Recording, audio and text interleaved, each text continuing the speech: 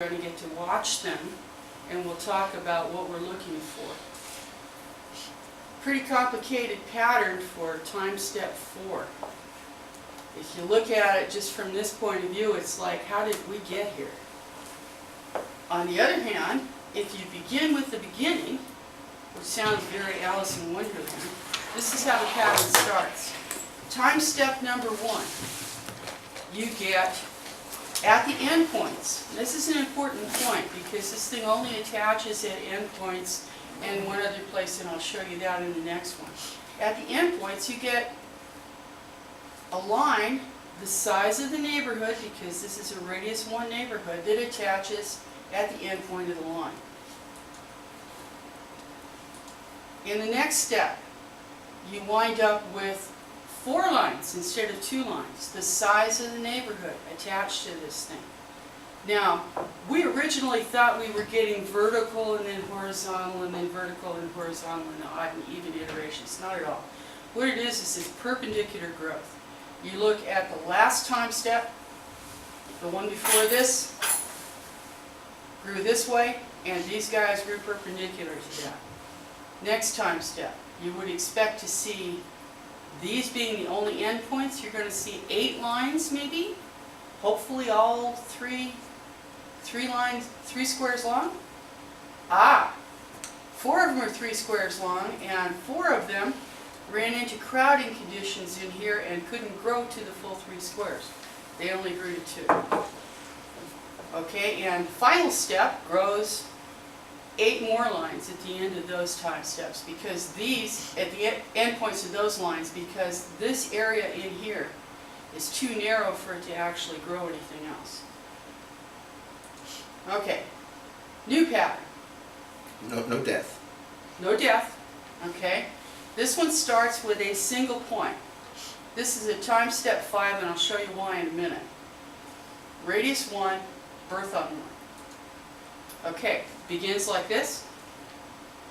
Now, if you're a single point, either nothing is perpendicular to you or everything is perpendicular to you, yeah?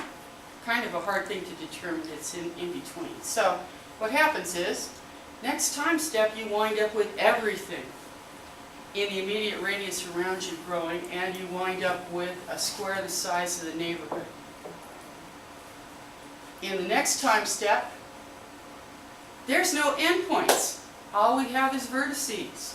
But is a vertex really 2 overlapping endpoints from 2 lines that form the vertex? Yeah, kind of like endpoint on steroids.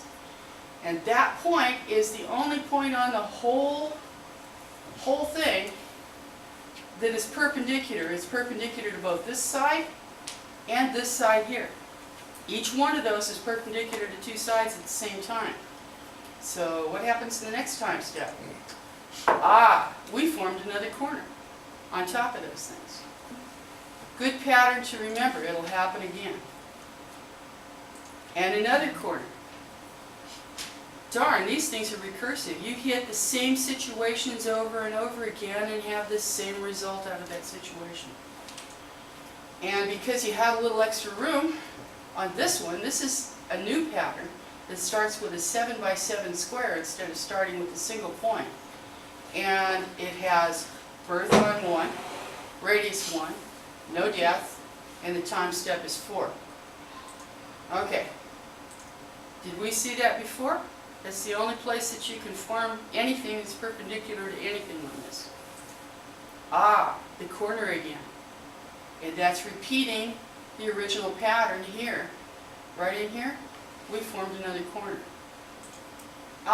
We got the same dot off the corner, but because this was farther apart than the other one was that I showed you, what you got is you got lines attached to the endpoints of the corner now. And in the final step, you formed the 3rd corner, the original corner, the 2nd corner, and the 3rd corner, and lines perpendicular to those lines at the endpoints. This one's a little different. Okay, it doesn't appear to be orthogonal to the grid, but I'll show you in a minute. This is the way it starts. It's a diagonal line that's 5 squares long. in the next time step, you wind up with two identical and parallel diagonal lines, one on either side of it. And because it could see this endpoint here, like it sees the ones off the squares, it formed a corner at each one of those. This is that same pattern we saw off the squares. Okay? Another pair of parallel diagonal lines. This thing, so you could literally count the number of lines here, subtract 1 and divide it by 2, and it would tell you what the number of time steps is. And you're forming this dot off the corner again, so you're going to form a corner again. And this one has gotten far enough out so that you could form a line perpendicular to it, which you couldn't in the first couple of steps. And in the last step, another pair of diagonal lines that are parallel and equal to the original one, I might point out. There's 5 squares in each one of them. And a single square off the corner, so in the very next step you're going to form another corner. Now, I pointed out to you that this wasn't orthogonal. Let me point something out to you from here. From this square, if you go over 1 and up 1, you get the next square that replaces it. The number 2 square in the diagonal line. Let me find my thing. Okay, this is the number 1, this is the number 2, number 3, number 4, number 5. So if you go over 1 and up 1, you get the number 2 square in the new line. Over 1 and up 1, you get the number 1 square in the line. So that's how it forms. So although it doesn't look like it's orthogonal, it really is.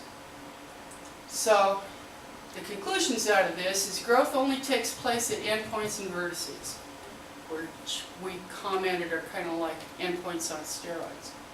Growth is always perpendicular to the growth in the previous time step. And the growth is recursive because you get the same situations over and over and over again from a given start.